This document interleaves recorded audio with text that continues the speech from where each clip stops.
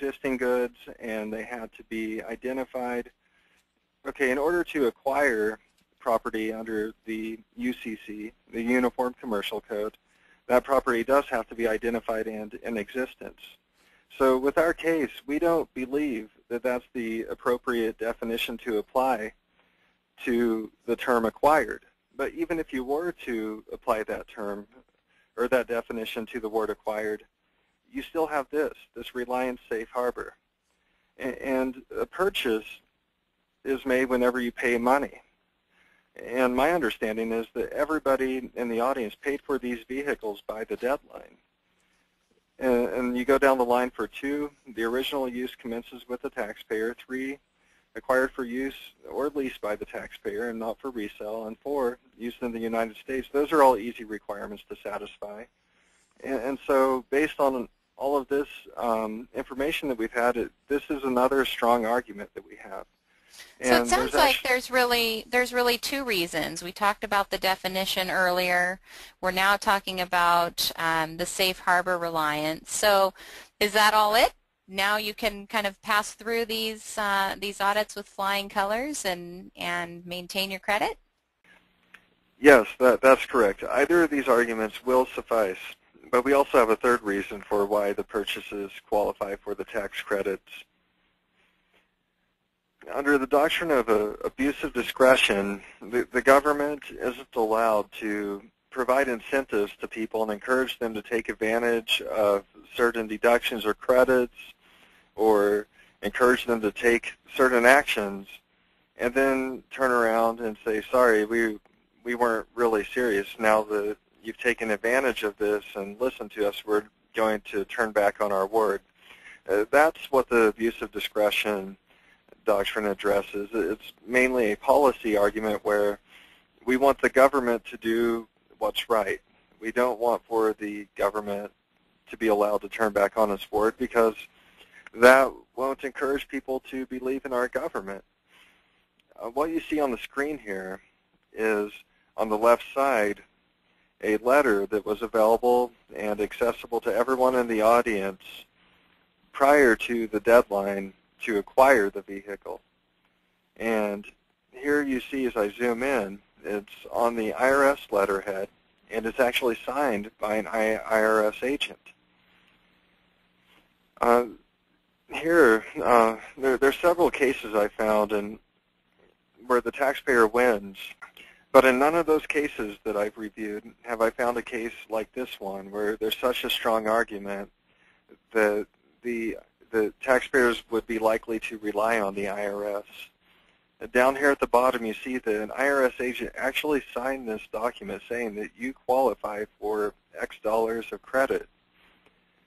So we feel like we have a really strong argument here, and this is the third reason for why we believe all of these purchases qualify for the tax credits.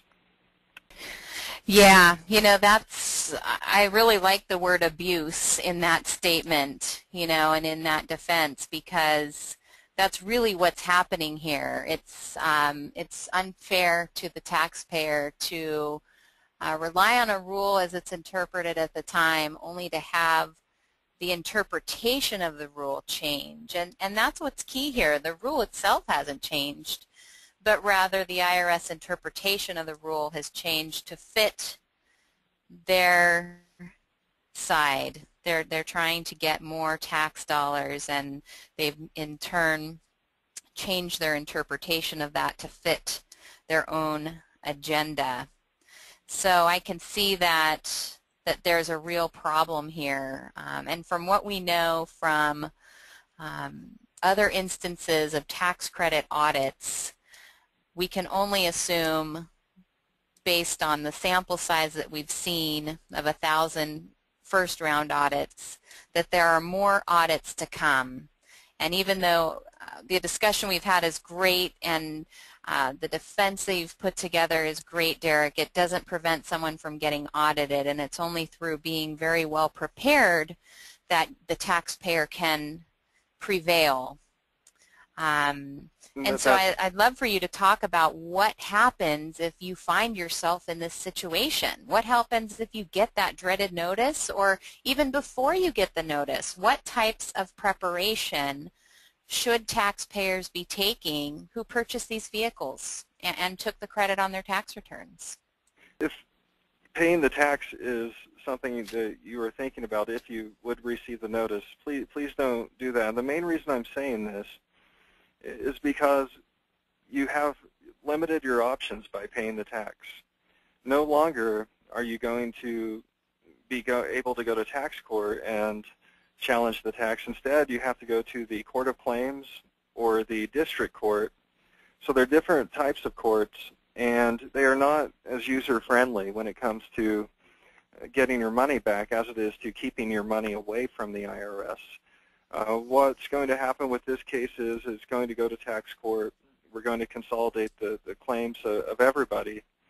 And one common question is, are you going to basically identify information that will cause these notices to come in?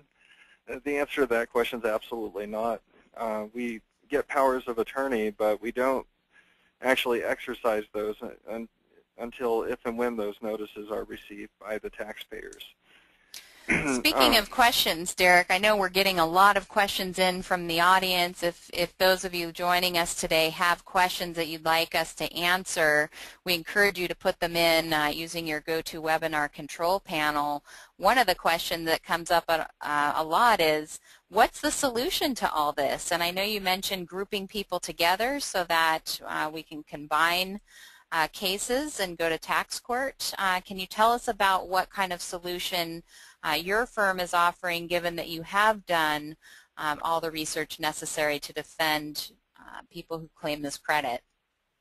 Sure. Our firms basically, we're already headed in that direction. There already are people who have received these notices and are going to tax court.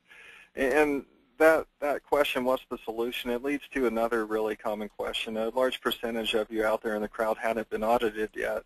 And the question is, well, should we engage the firm even if we haven't been audited?